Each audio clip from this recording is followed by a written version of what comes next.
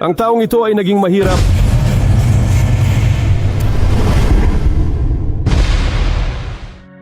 Ngunit, dumating pa rin ang taginit dito. Kaya naman susubukan kong maglakbay at gumawa ng video lumang magandang panahon tungkol sa isang positibong bagay. Tury v Chernogoryo. Ito una sa Moldova, dulot ng digmaan sa Ukraine.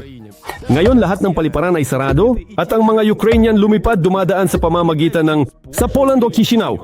Sa unang flight napalibutan ako ng mga may Ukrainian na pasaporte. Доброго вечора, ми з України. Makikipag-usap ako sa kanila sa video na ito. Saka kami ni Max ay mananatili sa 3 lungsod at hotel. Алло, бабушка, вы в Черногории.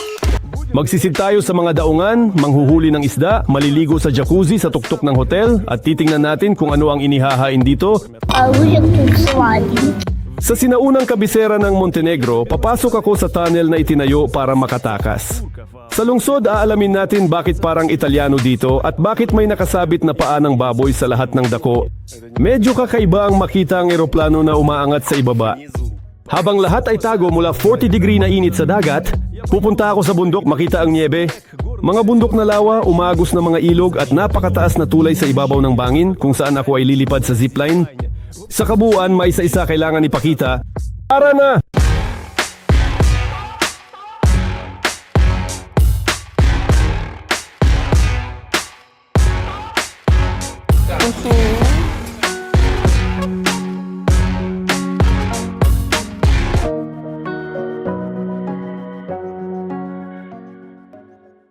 Я еще в Черногории. Nasa eroplano kami sumilip sa mga itim na bundok, bro. Hindi, talagang madilim na berde sila.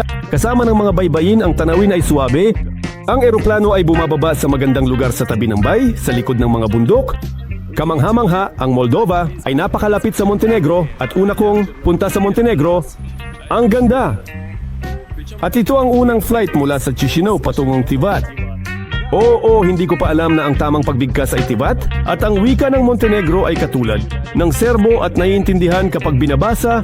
Dito, tiyak na mali ang nabasa ninyo. Ito ang pasashka, kontrol sa pasaporte. Napakaliit na paliparan at ang mga eroplano ay lumalapit mismo sa gusali ng paliparan. Lalabas ka at agad kang mapapasok sa pila para sa pagpasok sa loob. Ang border guard ay unang beses na umikot ng Moldovan passport. Hello, ako si Karmanov. Ligayang pagdating sa Montenegro, ang minuto at kausap si Guide Tatiana. Ang eroplano namin ay umalis pabalik sa Chisinau. Matagal na sa Montenegro si Tatiana habang naglakbay. Ikinuwento niya Budva, resort sa Montenegro. Kung tayo pupunta. Well, isipin mo 20,000 na tao pero nadadagdagan. Kaya sa panahon ng peak, napakaraming tao. BIC. Ang kalapit na bayan. Mas tahimik dito. Sa Bechichi makakapunta rin kami mamaya at tatagal kami ng araw. At habang ako ay natuwa na ang tubig dito sa dagat ay maalat at nagpasya akong talakayin ng tungkol sa wika ng Montenegro. Kung maghahanap ka sa lugar, halimbawa sa Google Translate wala kang makikita na wika ng Montenegro, doon ay meron Serbiano. Narito ang wikang Serbo. Oo, sa prinsipyo medyo katulad dito ng Ruso. Karamihan. Ang mga lokal na residente na konektado sa turismo, sa reception ng hotel o sa mga restaurant, ay karamihan ay may alam sa Ruso at ngayon Ingles. Ang Adriatic ay pangalawa sa alat. Pagkatapos ng Red Sea o pangatlo kung isasaalang-alang natin ang Dead Sea. Para sa sukatan, Budva ay isang maliit na bayan madali lakarin pero para sa Montenegro, napakahalaga sa parehong economic at historical na aspeto. Maraming Ruso hablante ang lumilipad dito ng palagi. Bumibili ng ari-arian. Narito ang magagandang beach na may asul na watawat at ang magandang lumang bayan. Agad kaming nag-check-in sa tabi nito. Ang pool ng hotel na Avola ay itinayo sa ibabaw dagat at ang beach hotel ay tabi ng mga pader ng sinaunang kuta. Ang hotel na ito ay isa sa mga pinakasikat sa lungsod at bago tayo maglakad-lakad, kailangan munang tingnan ang kwarto at ang restaurant. Вау! Папа, круто! Siyempre astig ito kasi ito ay isang 2-bedroom na kwarto na kasing laki ng ating apartment. Anak sa banyo, pwede talagang maglaro ng football.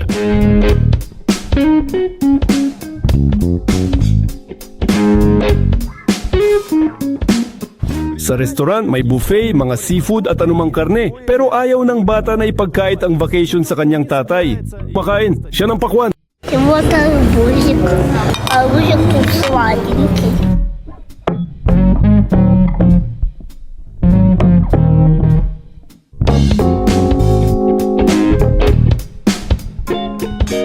Sa loob ng hotel ay may indoor pool jacuzzi.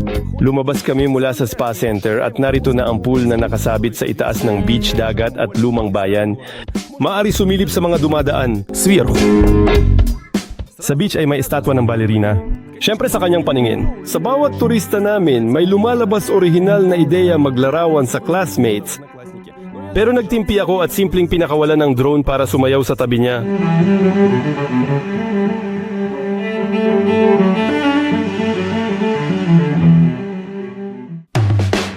Ang mga beach sa Budva at paligid ay regular na tumatanggap ng mga parangal. Ito dahilan.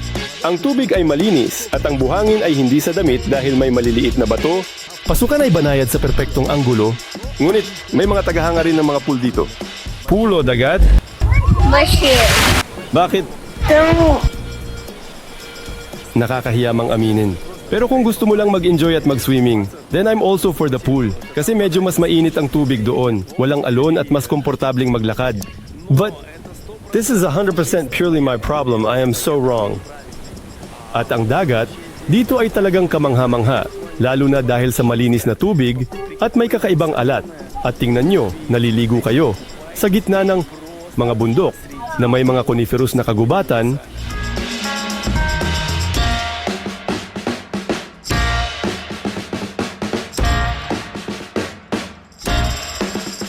Masaya rin sa tubig ang aming kapitbahay, ang Ukrainian na si Alena na nakatakas sa dagat sa Budva mula sa Dnipro.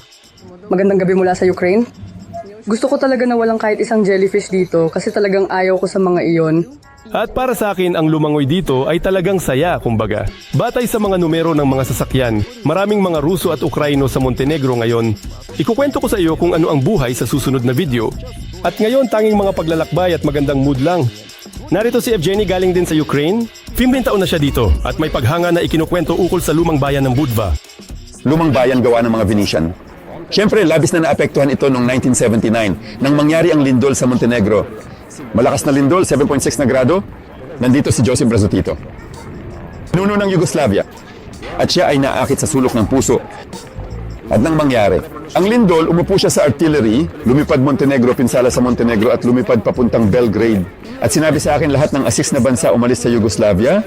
Dapat tayong magbayad ng porsyento mula sa sahod para sa pagbawi ng Montenegro. Kapag halimbawa ang bahay, isang tubo ang sumabog. Kung may proyekto na kailangang isagawa, may problema. Sa bahay, tinatanggal ang mga batong ito at ang mga bato ay irehistro upang maibalik sa parehong estado kinuha. Tulad dito, halimbawa, may mga kable ng kuryente, tubig, telepono, internet at imburnal sa ilalim ng lupa. At kapag may sumabog na tubo o nasira ang mga kable, nagsisimula silang tanggalin ang bato. Kung alisin bato, nagiging seryoso. Una, pangalawa, pangatlo, pangapat, panglima, panganim, pangpito. Para saan? Upang maibalik sa parehong lugar kinuha. Narito ang bahay, isang bahay. Ang ayos ng apartment, kung saan ang kusina, kung saan ang sala, kung saan ang silid tulugan. Sa simula, isang bahay na ginawa at ang unang palapag ay ang sala. Pasok ang bisita, nandyan ang mga kamay, umuupo sila sa mesa. Pangalawang palapag, silid tulugan, pangatlong palapag, kusina. Bakit kusina nasa third palapag? Dahil kung may sunog, masusunog ang bubong, mas madali nang ayusin ang bahay. At nagluluto ka sa kusina, walang amoy. Walang amoy, sabihin na natin ng unang kumot pagkain.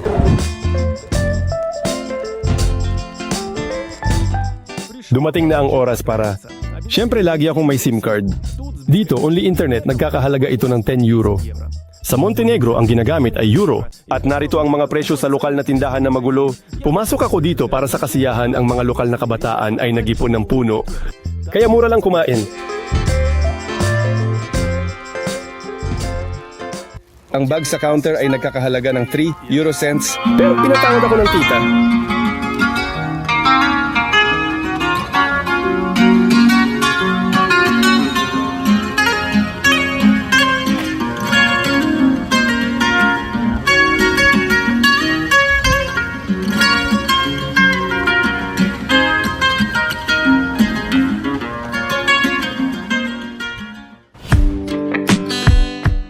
Pagkatapos makatulog, oras na para tuklasin ang Montenegro. Ang bansang ito ay maliit pero puno ng mga kontradiksyon at makulay. Isang araw ay kulang, dapat magsimula ng maaga. Kumuha ako ng tour mula sa join-up sa reception. Sa sinaunang kabisera lungsod ng Cetinje at sa lungsod ng Kotor, kung saan dumarating ang mga banyagang cruise ship, nakarating ako sa isang magandang lugar 10 minuto mula umpisa. Mula sa puntong ito, heograpiya ng Montenegro ay mas malinaw kung gaano kaliit ang lahat at malapit sa isa't isa. Yung mga lugar na iyon na tila malayo sa isa't isa sa mapa ay narito, lahat ay nakikita. Ito ay Budva, maliit, tila mula dito at Bechichi. Lahat ng mga susunod na pamayanan sa baybayin patimog ay makikita rin. Sobrang liit lang nila. Makikita, mga isla. Ito ang pinakamalaki. Sa Montenegro at ang maliit na ito ay nakalaan para sa isang hotel. Patungo sa kultural na kabisera, ang tour guide Maxim ay nagkwento ng tapang ng bayan laban sa kalaban at kanilang pagkaligtas. Walang lang dito, UK Foothills Mountains Lovchi. Mahirap makapunta dito. Ngayon meron daan maaari na tayong makapunta dito noon sa Cetinje. Wala pa noon. Lahat ng may mga bundok sa paligid. Ang lungsod ay naglaro sa mga kamay ng mga Montenegrin. Tinawag na digmaang Haidu laban sa Imperyong Ottoman na matagumpay. Ang mga bahay at bundok ay nagsisilbi. Palaging tinatawag ng Turko ang Montenegro na matatag na pugad na di nila nasupil. Natuklasan sa Cetinje ay hindi karaniwang Montenegrin ang nakatira kundi pinakamatibay. Ang kakaibang katangian ng mga tao sa Cetinje, asang ulo nila. Alam mo, kami ay nabuhay sa mga taong nakipaglaban sa mga siglo. Nasaan ka noon? Sa gitna ng kultural na kabisera, hindi matao. Maliit ang lungsod, pero ito pa rin ang kabisera. Narito ang palasyo ng hari, ang mausoleum sa bundok, at ang malaking tirahan na hugis billiard table, kung saan ang mga tower ay gumanap bilang luz. Sa loob, maaari mong makita ang buong bansa sa isang relief map. Tingnan mo, puro bundok. Paano nga ba ito? Ipinapakita nito ang Montenegro. Sa mga pamantayan ng Moldova, ang Cetinje ay isang maliit na nayon o isang napakaliit na bayan sa probinsya. Pero sa mga pamantayan Montenegro, isang sinaunang kabisera. At kahit dito, nandito, ang mga Romanov, ang pamilyang imperial ng Russia. Ang ortodoksyong pananampalataya ay mahalaga sa Balkans. Daan-daang taon naganap ang mga digmaang pangrelihiyon dito. Sa paligid ng pananampalataya ay itinayo ang mga estado sa Cetinje. Pangunahing istruktura ay monasteryo. Madalas naglalagay ng kandila sa simbahan. Sa kaliwa para sa health, sa kanan para sa peace. Ang kapangyarihan ay ipinasa mula sa tiyuhin patungo sa pamangkin. Sila ang espiritual na leader ng bayan. Katapos sa lahat ng iba pa, sa pamamagitan ng salita ng Diyos, maaari. Ang mga taga-Montenegro ay nasa ilalim ng mga Ottoman. At kahit na ang tirahan, kasama ang monasteryo, kapag ito ay itinayo, tiyak na nagtatayo rin sila ng isang daanan na tunnel. Lumapit sa kanya, dati itong nakakamuflag, ngayon ay nakikita ito, lugar ito ng turista. At sa kaso ng pag-atake ng mga Turko, ang mga tao na nasa monasteryo ay makakatakas mula rito. Sa labas ay mainit pero dito ay may malamig na hangin na humihip.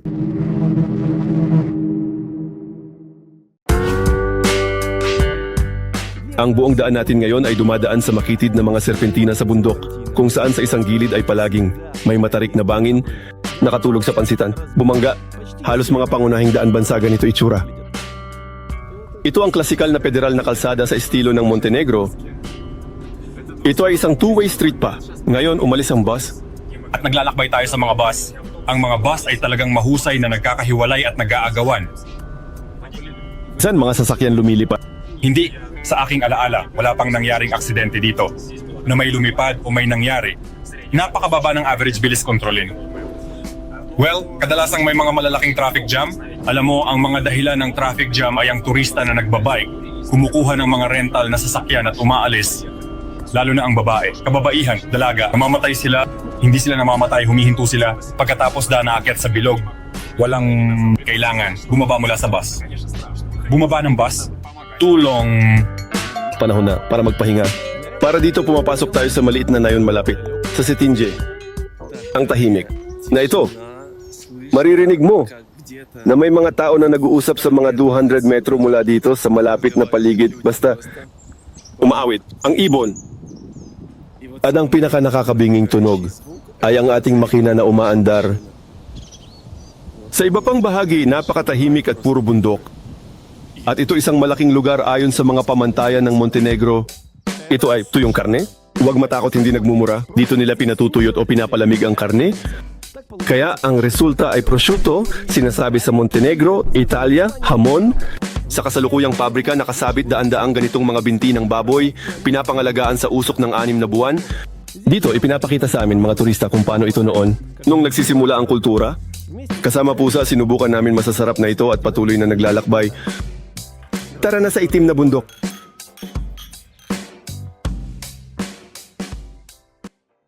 At ipapakita ko ang best lungsod sa Montenegro ayon sa aking rango. Okay, pero kailangan tingnan ito mula sa itaas sa mga bundok at mula roon ay bababa dito. At narito ako ngayon sa itaas ng mga lumilipad na eroplano. Medyo kakaibang makita ito. Lumilipad na eroplano. Baba! Mula sa lugar na ito ay parang hindi naman na ang Montenegro ay isang maliit na bansa, isang napakalawak na tanawin na mahirap maunawaan. At ito ay maliit na bahagi, Montenegro. Gaano ito kaganap? Isinaalang-alang ang napakaliit nitong teritoryo. Talagang nakakabighani.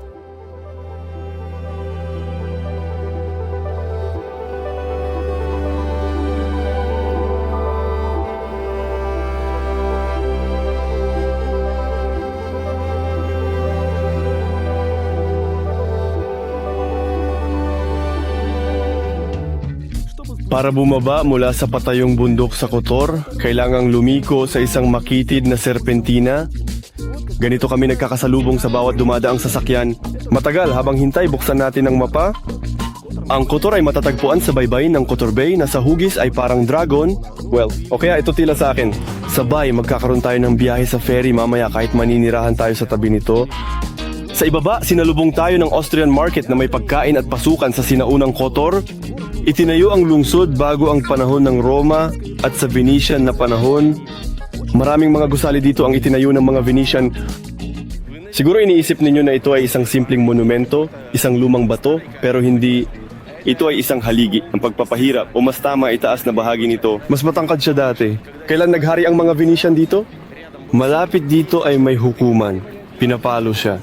Hanggang mawala ng malay. Oo, ang pagkapagod ay pinapalo ng mga latigo. Sobrang nababad siya sa dugo ng mga tao. May kasalanan sa bagay. Baka hindi sa bangka, pwede kang lumapit mismo sa mga pintuan. At ang mga post at slot na ito ay para lamang sa mga ropes na magtali mga bangka para di sila makaalis.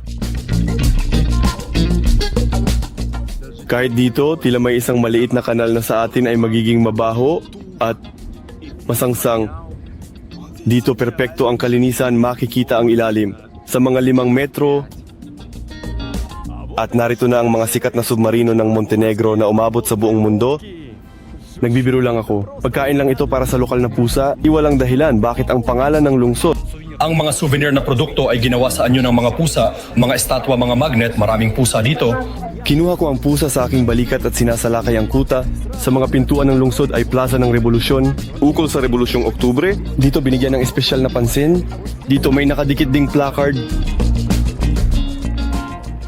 Ito ay balon ng chismis. Dito nung sinaunang panahon, sa mga panahon walang wifi, ang may bahay ay nagchitsismis.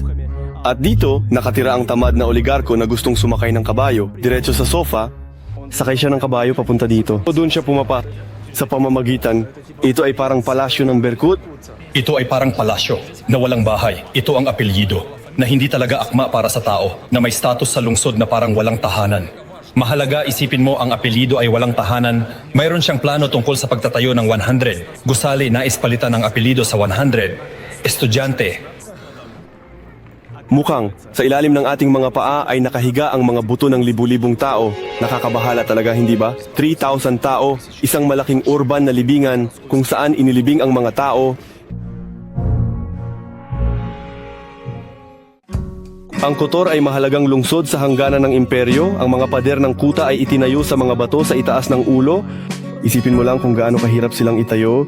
Kung nahihirapan akong umakyat doon. Hindi nakakagulat mga international na liners sa Montenegro ay tumawag sa lungsod ito.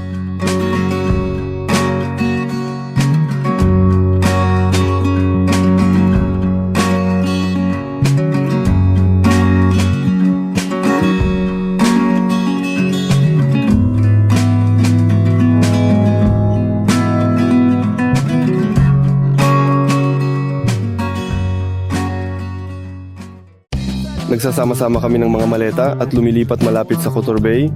Pupunta kami sa kabilang Pampang, dapat umiwas ng 40 kilometro sa mga likulikong daan, sumakay sa ferry. Pili malinaw, narito kumuha. Ang ticket ay 4.5 euro sa Booth Bay. Sa halip na 40 kilometros, kailangan naming lumangoy ng kulang 1 kilometro.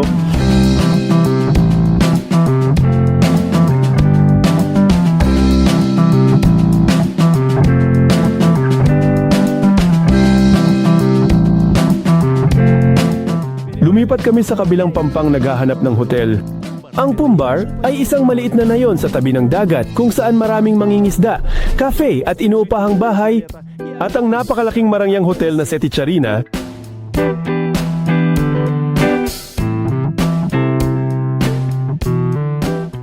Ang hotel na Charina sa Kumbar ay may kabuang mimabituin, spa, rooftop green area, mga mararangyang swimming pool at isang bagong buhos na beach.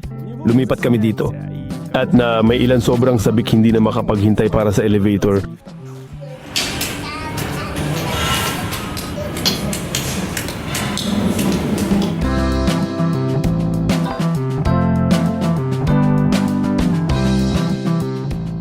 Sino ba ayaw sa magaganda at komportableng silid? Dito ganito, kung gusto mong lumabas paminsan-minsan, sa balkonahe lang para sa hapunan, В этом отеле могут жить только богатые. Кресло-то какое? Вообще кайф. sa tingin ko ito ang iyong silid. Наверное. Marangyang muebles, bago mula sa bintana ay tanaw bundok. Dagat at dumaang cruise ship at sa mesa ay may coffee machine, libreng mga kapsula. Sobrang saya! Папа, смотри! Кайф, кайф, ощущи. Кайфовать хочу, кайфовать. Алло, бабушка, мы в Черногории. Похоже на гранату, если вот так перевернуть.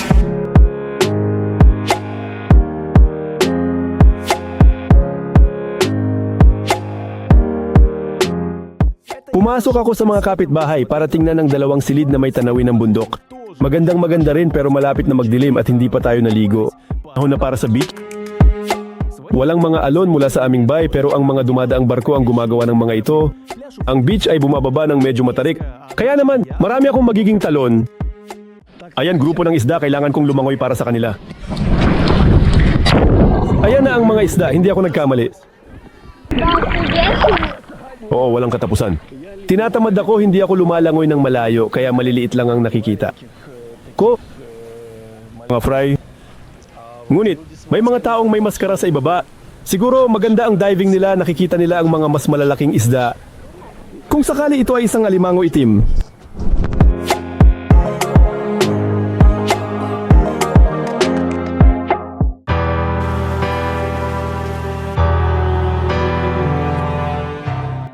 Hindi ako nalunod, nag-relax lang ako ng sobra sa bakasyon.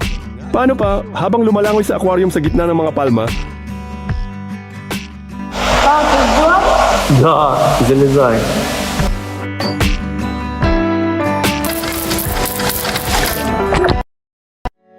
Ang restaurant sa 5 stars ay may iba't ibang putahe. Sa loob ng 3 araw sinubukan ko sa kumbora, hindi lahat. Kung ano maaari! Ayan na mga seafood steak mula sa iba't ibang uri ng karne, jamon o prosciutto. Nalilito na ako, pati na rin ang salmon sa mga kahel at sariwang pinigang mga juice. Kung sa 4 stars ay may mga onion rings, dito talagang may mga squid rings. Pero hindi ibig sabihin na masama ang pagkain sa 4 stars. Sa totoo lang, kahit sa 4 stars, sobrang masarap ng pagkain.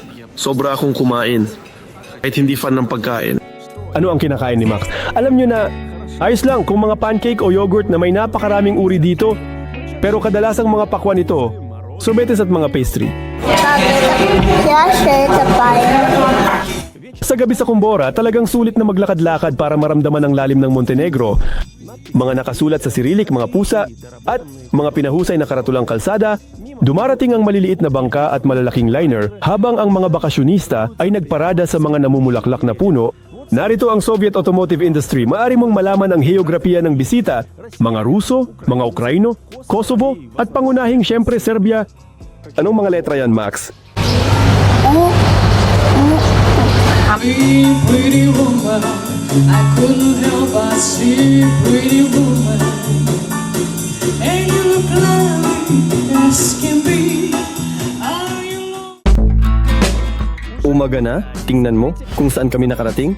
Sa lungsod ng Herceg-Novi sa dulo ng Montenegro. At kung mas bumilis pa kami, makakalipad kami hanggang Croatia.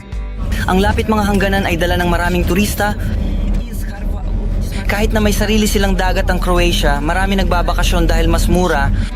Ito si Olga, ang pinuno ng tour na kinuha namin mula sa Join Up. Matagal na siyang nakatira sa Herceg-Novi, sa lihim ay ibinulgar ang pangunahing slogan ng Montenegro. Polako. Dalawang salita, tahimik. Polako. Hindi lang tahimik kundi pati na rin payapa at mabagal. Sutra. Bukas. Mabagal ang lahat ay gagawin bukas. Ngayon nandito tayo sa hangganan ng tatlong bansa. Croatia, likod ng bundok ang Bosnia at Herzegovina. Noong panahon ng sosyalismo, dito nagustuhan ng leader ng Yugoslavia na magbakasyon. At ngayon ito ay isang lugar para sa mga kabataan. Ang beach tuwing sa umaga at sa gabi nagiging disco na La Bamba at hanggang alauna. Dito may tumutunog na musika dito. Dagdag pa dahil dito sa aming medical center talagang maraming tao ang dumarating magpagamot at ang mga turista ko noong Mayo ay nagtatanong bakit napakaraming may kapansanan dito. Maraming may kapansanan nakatira lungsod. Talagang may mga tao dumarating mula iba't ibang bansa upang magpagaling sa aming medical institute nakatuon sa problema ng musculoskeletal system at mga bata may cerebral palsy. At maraming tao ang dumarating dito para sa isang taon. Hindi para lang dito mamuhay sa tabi ng dagat kundi para sa kanilang mga anak. Nakikita ko ang resulta. Dito hindi lang nagbakasyon si Tito kundi nagpagaling din siya. Ginawa nila para sa kanya maliit na sangay. Dito sa medical center na dinadaanan natin ngayon, dahil sa makikitid na kalye sa lungsod, nagdumina ang one-way na daloy ng trapiko at napakaraming hagdang-hagdang daan. Sa Herceg-Novi, napakapit na makikitid ng mga daan kaya't isa lamang ang direksyon ng daloy ng trapiko. Nagdudulot ito ng tiyak na siyempre abala. Makadaan ang bus, takot lahat sa nakaparadang sasakyan. Makitid daan na nakaparadang sasakyan dahil mga daan ay napakakitid, kulang mga sidewalk. Ibig sabihin wala talagang sidewalk dito. At para makadaan ako kailangan kong maging maingat. Para walang makabangga, ang arkitektura ng lungsod ay pamana mula sa Venice. Maraming beses nang nawasak ang lungsod, karamihan sa gusali ay di na orihinal, kundi na ibalik. Ito ay isang pader na hindi natitinag, na halos nag-iisa lang na nakatayo sa lahat ng lindol, mga tagsibol at digmaan. Sa likod ng liko may courtyard, ang lokal ay nag-aalaga ng damit, at ang angkla ay nasa harap ng museo ng pamanang pangkasaysayan na ay binuksan ng isang Ruso at narito ang isa pang museo ng isa pang Ruso na naipit sa Montenegro dahil sa COVID at nagpasya ng manatili. Sinasabi ito ang unang museo ni Bulgakov sa Europa. Nandito rin bakas pusa si Behemoth. Kaya nga mas malaki ito kaysa sa iyo. Magandang araw po. Kinuha niya ang museo. Museo ni Bulgakov. Ito ay salamat sa COVID na nagpasya talaga kayong manatili dito. Sa Herceg-Novi, mahilig sila sa mga masayang monumento. Halimbawa, ang estatwa ng lokal na chimney sweep, kuskusin ng ilong. Sinasabi siya ay may kakaiba ugali, hindi naglilinis ng tubo, naglalakad sa lungsod at tumatanggap ng order. Pinunasan... Ito ay monumento sa lokal na baliw na nagbibigay ng kulay sa atmosfera ng Herceg-Novi. Pangarap ko ay ilagay busto sa tabi.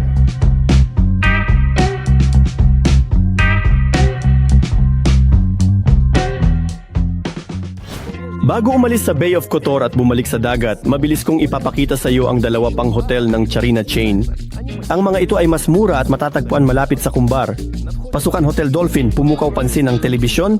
Dito, palaging ipinapakita ang Ukraine.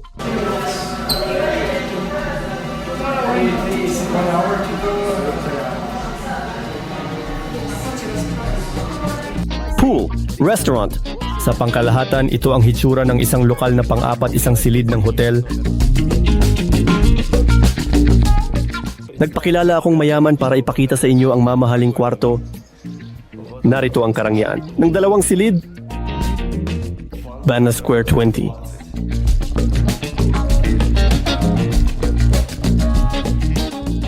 Matatagpuan sa tabi nito ang Charina Park Hotel. Isa sa mga kawili-wiling tampok ay ang nakalaylay na balkonahe, spa center at jacuzzi na nasa bubong. Nasa Palapag Spa Center. Dito maaari mong gamitin ang lahat sa loob ng 3 oras. Kung magbabayad ka ng 10 euro, magbayad para sa masahe.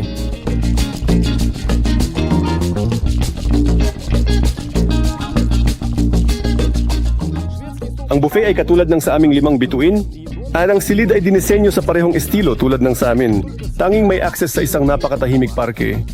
Narito lang may nakasabit na isang bagay na pwedeng paglaruan, kapit paglalakad. Kakaibang bagay, anti-stress. Makakarating ka sa gubat. Anti-stress ilang uri. Dito makakarating ka sa gubat. May isang talagang nakakatuwang bagay dito na hindi ko pa nakita. Parang ang buhol ay pinagsama sa pinto. Narito ang lahat ng iba pa. Pero, pag hiwalayin ang lahat ng mga pinto na universal, makikita mo ang banyo ay hiwalay. Kahiwalay. Kaya,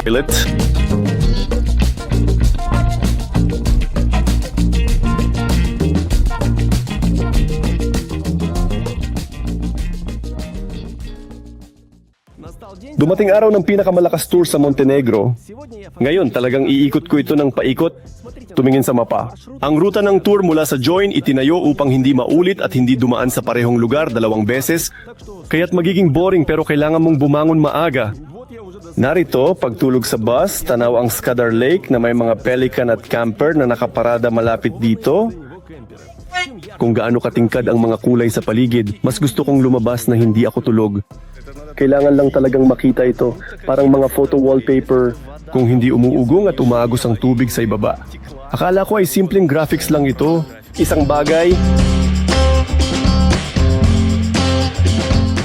Merong daan-daang tunnel sa Montenegro at dumaan lang kami.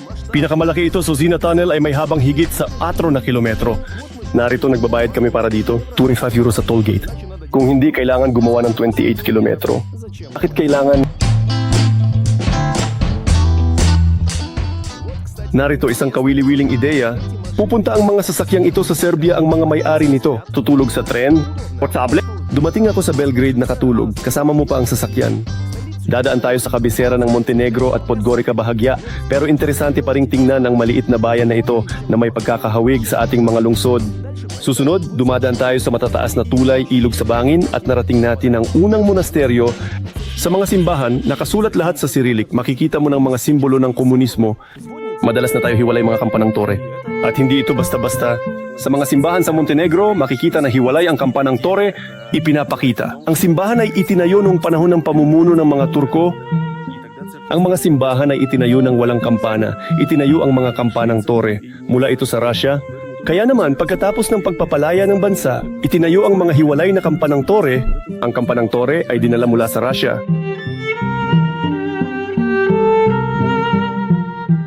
Sa Montenegro, talagang may masamang ugali dito. Kung titigil ang mga tainga maglalunch tayo, dapat ganito ang tanawin para makapag-isip tayo tungkol sa kawalang hanggan sa agos masiglang tubig.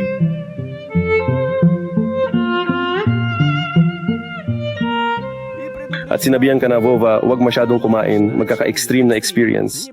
Hindi ako nakinig at ako ang unang nahulog mula sa bangin sa manipis na lubid.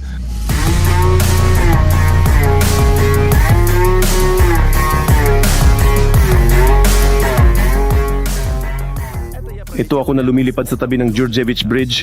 Kamanghamanghang maganda sa likod ng bundok, ilog at napakataas. Sa 122 metro, ito ay higit sa Pimenta, karaniwang palapag. At ito ay tinayo isang siglo na ang nakalipas. Mahalaga ang tulay para sa transportasyon. Kahit ngayon, kung sino-sino ang makikita mo dito. Halimbawa, 2 sasakyan mula sa Moldova. Nakikita mo bantayog ito? Ito ay itinayo para sa isang tao na sumabog sa tulay na ito noong ikalawang digmaang pandaigdig. Upang hindi makatawid ang mga karagdagang puwersang Aleman sa lambak na ito. Dahil sa ginawa niya, ipinagpatuloy mga Aleman itapon siya mula sa parehong kanyon na ito. Ganito ang naging simboliko.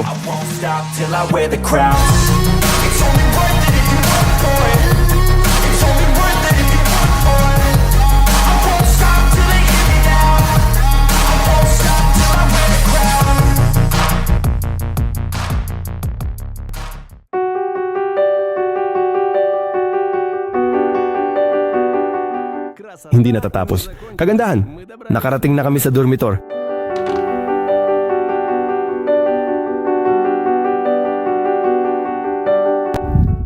Ang dormitory park ay talagang napakalaki. Sa ideal, dapat dito magtagal ng ilang araw pero ang mga turista ay dinadala sa Black Lake. Ito ang lawa ng iya. Ngayon, narito tayo sa taas na 1400 metro. Mula sa antas ng dagat, ito ay nasa bundok at mga tuktok ito. Nasa 1 kilometro pa ang taas nito. Taas nila ay 2.5 kilometro. Sa pasukan sa ilalim ng birdhouse, may listahan ng nilalaman parke. Lahat ng dako may mapa at may nakabantay ni. Sa mga bundok, madalas itong mangyari sa kahit anong bansa. Binalaan ako na pwede ring uminom mula sa mga ilog, kaya tiyak na hindi naman talaga siguro ako mahihirapan mula sa bukal.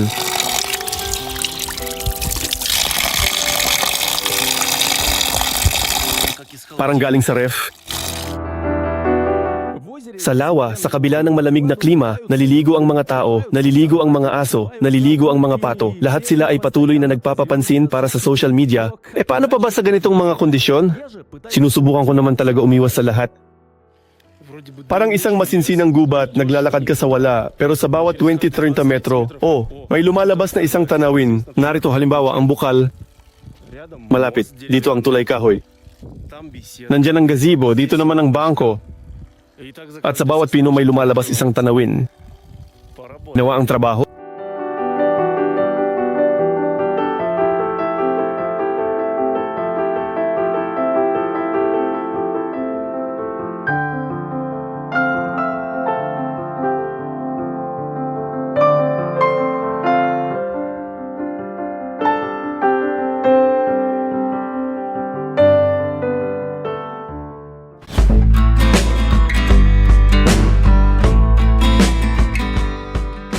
Umaakyat kami sa mataas na bundok at malayo sa hilaga, sa mga hangganan ng Serbia at Bosnia.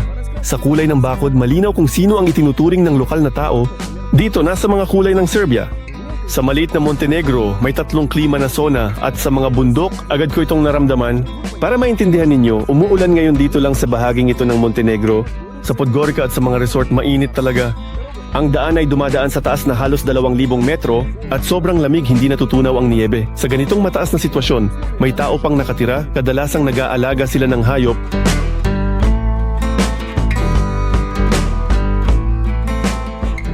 Ang puntong tinatawag na sedlo, kikita ba? Ang bundok, para lang naman nga silang siyahan.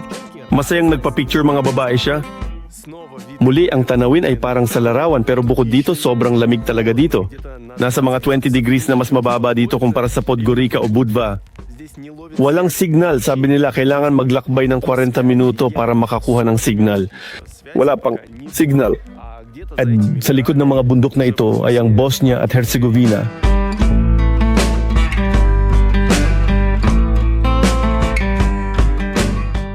Ang pagbaba sa mga daan ng bundok ay hindi rin madali kaysa tumaas at hindi dahil mahirap makipag-ayos sa biker, kundi dahil may pagguho ng lupa nangyayari tulad dito sa lugar ito.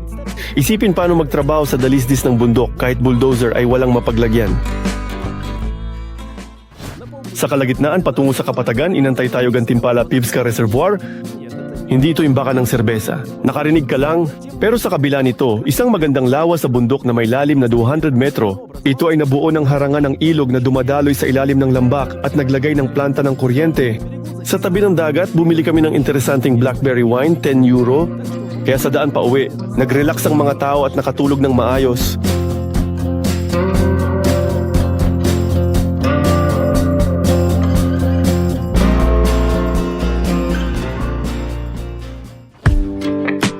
Sa huling ilang araw, mananatili tayo sa Bečići. Ito ay malapit sa Budva, pwede itong lakarin. Ang magandang bagay tungkol sa resort ay lahat ng hotel ay nasa unahan. Ang beach ay laging may parangal at para sa pamilyang may bata.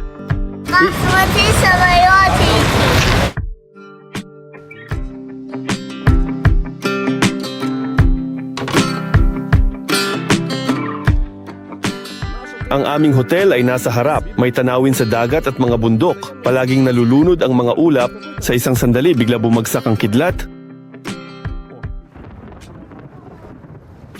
Hindi namin natagpuan ang Black Mountain sa Montenegro, pero nakakita kami ng itim na ulap at nabuo ito sa loob ng 5 minuto. Sa literal, kakatapos ko lang magprito pero dahil sa mga bundok may dumating na maliit na bagyo, Nakakagulat ang mga pasilyo ay may mga computer. Nag-aaksaya ng oras ang mga kabataan nang di nakakaabala. Sa center ng mga bata, mahirap para sa mga animator na pilitin si Max na magkulay ng kahit ano kapag may naglalaro ng video game. Sa tabi ng pool, may buong pabrika ng paggawa ng content para sa TikTok. Play jump, play jump, play jump! Maaari mong hilahin ang maliit na taong ito mula sa pool, pero kailangan mo siyang hilahin sa jacuzzi, kung saan siya ay naligo ng literal na ilang oras. Papa, that's what we say.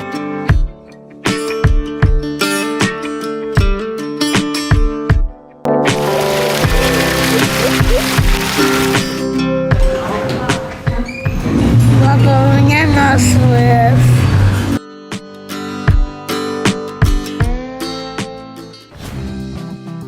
Hindi ko isasama ang lahat ng menu ng restaurant, papakita ko ang mesang may pagkain. Mas masarap ang pagkain sa 4-star hotel sa Montenegro kaysa sa 5-star hotel sa Egypt. Halimbawa, kape, soke, bariles ng puti at pulang alak. At ito ay sa isang mesa na may tanawin ng mataas na bundok. Sa pagtatapos ng paglalakbay, ang bata ay nagsimulang maunawaan ang Serbian habang nanunood ng mga cartoons. Они много на русском говорят. Naiintindihan mo kung konti nagsasalita Russian? Да. Pumasok ang housekeeping. Tinakpan ang laptop ko. May lambing din si Sirenogolovi Max. Gusto kong humiga sa tabi ganito. Nakatanggap din ng kaunting lambing at pagmamahal si Sirenogolovi Max. Hindi nila tinakpan ang mga paa. Ayusin ko. Okay. Kung ganoon, talagang magugulat ako. Посмотри там горы. Talagang gusto kong maglakad papuntang Budva pero interesante rin na subukan ang mga lokal na bus. Naglalakad sila sa baybayin at nagkakahalaga ng €1. Nabigla ako sa mga bangko na may solar panels at charging para sa telepono. At ang paraan ng pagbebenta ng tiket, Sa hintayan, may isang binatilyo na lumapit mula sa kanto. Sabi niya, nasa bus ka ba papuntang Budva? Oo. Bumili ka ng tiket? Hindi ko papayagan ng ganito pero may isang lalaki lumapit, nakaupo sa hintayan at bumili ng tiket. Baka tignan, baka nagtatrabaho sila ng magkasama parang OPG at niloloko ang mga turista. sa loob ng 10 minutos ang ayos o sa loob ng 10 minuto.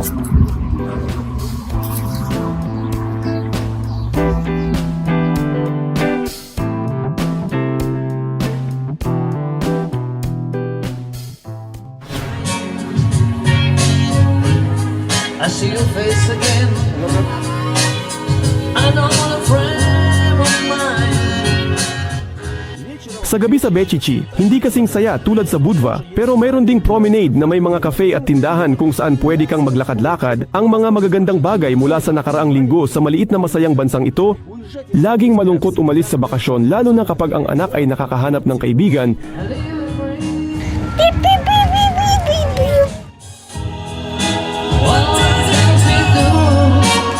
If I got you, if I got you, baby, you don't know what it's like.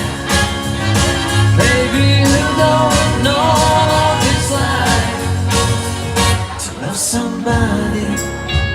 I love somebody. Well,